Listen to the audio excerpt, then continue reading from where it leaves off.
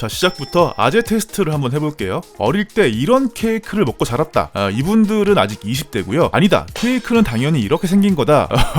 이분들은 장담하건대 100% 30대 후반 아재들이라고 확신합니다. 요즘 분들에게 조금 충격적일 수도 있는데, 아재들 어릴 때는 생크림 케이크 같은 거 없었고요. 이런 걸 먹었어요. 이렇게 생긴 케이크를 버터 케이크라고 하는데, 불과 90년대만 하더라도 생크림 케이크가 뭔지 구경도 못 해보던 시절이 있었어요. 그런데 아주 극소수 제과점에서만 팔던 이 생크림 케이크를 프랜차이즈 제과점이 팔기 시작하면서 대한민국에 케이크 레볼루션이 발생했죠. 오늘은 롯데리아 없는 동네는 있어도 이 빵집 없는 동네는 없었다고 할 만큼 많았던 그 빵집, 우리 마음속에 영원히 기억될 대패 초콜릿 케이크로 유명한 크라운 베이커리에 대한 이야기인데요. 크라운 베이커리는 이름에서도 알 수 있듯이 크라운 제과가 만들었던 프랜차이즈 빵집이었어요. 크라운 제과 하면 뚜껑만 따서 크림 먼저 살살 핥아먹는 맛이 일품인 크라운 산도가 대표작이라 할 수 있겠죠. 한국전쟁 직후에 당시로선 귀했던 우유와 버터 같은 고급 재료를 넣어서 만든 게 크라운 산도였는데, 이게 서양인들 입에도 맞았던 모양이었는지 주한미군들도 보급품 대신 크라운 산도를 더 선호했다는 말도 전해집니다. 크라운 제과 이야기는 김혜수가 나왔던 드라마 쿠키로 만들어져서 엄청난 인기를 끌기도 했죠. 아무래도 산도로 회사를 일으킨 덕분이었는지 이후에도 쿠쿠다스, 초코하임, 버터와플 같이 조금은 고급진 느낌의 과자들을 생산하는 게 바로 크라운 제과였는데, 이런 크라운 제과에서 1988년에 론칭한 빵집이 바로 크라운 베이커리였던 거죠. 자, 그런데 여기서 크라운 베이커리가 생길 당시의 빵집 이미지에 대해 좀 알 필요가 있는데요. 70년대까지만 하더라도 빵집 하면 세상 힙한 만남의 장소였거든요. 무슨 당이라고 간판 달아놓고 약간은 고풍스러운 나무 인테리어에 흰색 레이스나 체크무늬 식탁보는 필수였고요. 단팥빵에 우유 시켜놓고 남녀 한 쌍 또는 때로 모여 정답게 미팅하는 곳이 바로 빵집이었는데, 80년대로 넘어가니까 빵집의 올드한 이미지가 바뀌면서 빵집은 더 이상 힙한 장소가 아니라 엄마 아빠가 학창시절 추억 떠올리면서 단팥빵 사러 가는 그런 곳으로 바뀌어버린단 말이죠. 대부분의 동네 빵집들은 오너가 제빵사까지 겸하고 있었기 때문에 트렌드에 맞게 재빨리 빵집의 변화를 주기란 쉽지 않았겠죠. 크라운 베이커리는 바로 이 틈을 비집고 들어가요.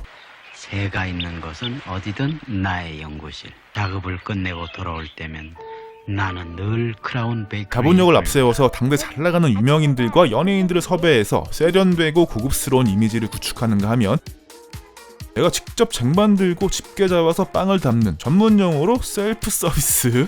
또 그 당시엔 뭔가 모르게 세련된 서구 문화같이 느껴져서 이 감성에 만족을 줬단 말이죠. 게다가 공장에서 찍어낸 빵을 받아서 팔았기 때문에 제빵에 대한 아무런 기술이 없는 사람들도 쉽게 가맹점을 차릴 수 있는 것도 큰 장점이었죠. 그리고 쉽게 상하는 생크림 케이크를 프랜차이즈 빵집에서 판매하는 혁신 덕분에 저같이 시골에 살던 촌놈도 생크림 케이크라는 걸 먹어볼 수 있었는데, 이렇게 성공 가도를 달리던 크라운 베이커리에게 큰 위기가 찾아와요. 모기업이었던 크라운 제과가 무리한 확장을 하다가 IMF를 맞으면서 부도가 나버린 거죠. 때문에 크라운 베이커리도 화의 신청을 하고 긴급 경영에 들어가게 되는데, 그래서 크라운 베이커리가 망한 결정적 이유가 IMF 후유증이라고 보는 시각도 존재하더라고요. 이것도 일정 부분 맞는 말이긴 한데 본질은 그게 아니에요. 99년 당시 크라운 베이커리가 갚아야 할 채무가 580억. 그런데 크라운 베이커리는 1년 매출만 1000억이 나오는 회사였기 때문에 580억짜리 빚이 그렇게 큰 부담이 아니었어요. 실제로 크라운 베이커리는 모기업인 크라운 제과보다 훨씬 빠른 2002년 4년 만에 빚을 다 갚아버리거든요. 그리고 화의 신청을 한 99년에 매출이 약간 주춤한 것 빼고는 그 이후로 꾸준히 매출이 올라갔기 때문에 IMF 때문에 사업을 접을 정도의 타격을 입었다고 보는 건 무리가 있어 보이죠.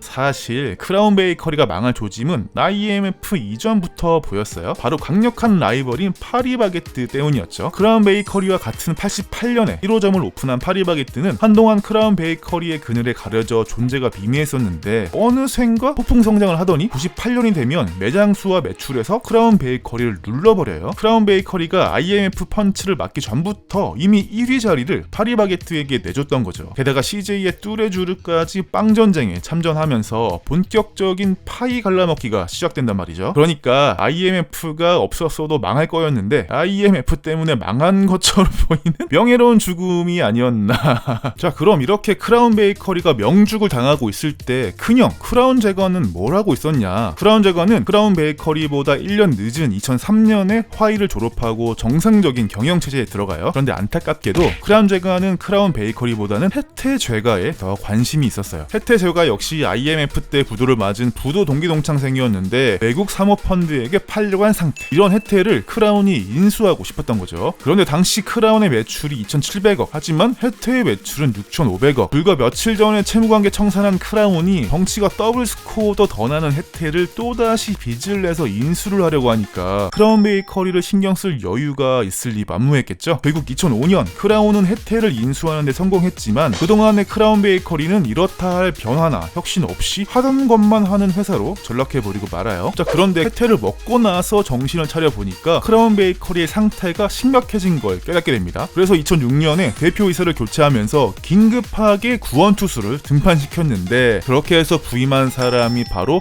육명희라는 분이었어요. 자, 그러면 육명희는 누구냐? 일반적인 생각으로는 회사를 구하기 위해 투입된 소방수니까 이 계통에서 잔뼈가 굵은 전문가라고 생각하겠지만 이분은 크라운제가 윤영달 회장의 사모셨습니다. 물론 회장 부인이라고 해서 능력이 없다는 말은 절대 아닙니다. 그런데 저는 정말 우연의 일치라고 생각하는데 육명희 대표님이 부임하시고 나서 크라운 베이커리의 매출액과 점포수가 더 빠른 속도로 감소하기 시작하거든요. 결국 크라운 베이커리는 2011년 말 기준으로 자본이 35억인데 부채가 424억, 부채 비율 1200%짜리 회사로 전락하고 마는데 저는 우연의 일치라고 생각합니다. 어차피 망할 회사 누가 오든 망하지 않았겠나. 그렇게 2013년을 마지막으로 크라운 베이커리는 영영 떠나가시게 되는데 요약해보자면 크라운 베이커리와 혜태 제과를 동시에 경영할 능력이 크라운 제과에게 조금 부족했다고 보는 게 맞는 거 아닌가 싶어요. 자, 그렇다면 크라운 베이커리를 희생하면서까지 무리하게 인수했던 혜태 제과는 어떻게 됐냐. 보통 상식으로는 무리한 멀티를 시도하다가 앞마당이 털려서 지지치는 그런 그림이 생각나실 텐데 자, 이게 매출 그래프인데 이걸 보면 실화인가 싶죠. 혜태제가 하나만으로 오리온을 꺾고 제가 2위까지 올라가는 기적이 연출되는데요. 바로 이때가 그 허니버터칩 아시죠? 품절 대란이 일어나면서 다른 과자에 묶여서 인질로 팔려가기도 하고 냄새만 파는 미친놈도 있을 만큼 대박이 났던 회사인데 아직도 본캐인 크라운보다 혜태의 매출이 더 높게 나오고요. 지금은 크라운에게 없어서는 안 될 효자가 돼버렸어요. 이게 바로 살을 내주고 뼈를 취한다 그런 건가? 아무튼 크라운은 우리의 추억을 땅에 묻어버리고 돈을 챙기게 됐다는 이야기입니다. 자, 여기까지가 크라운 베이커리에 대한 이야기였어요. 재밌게 시청하셨나요? 좋아요와 구독하기 그리고 댓글도 많이 달아주세요. 그럼 안녕.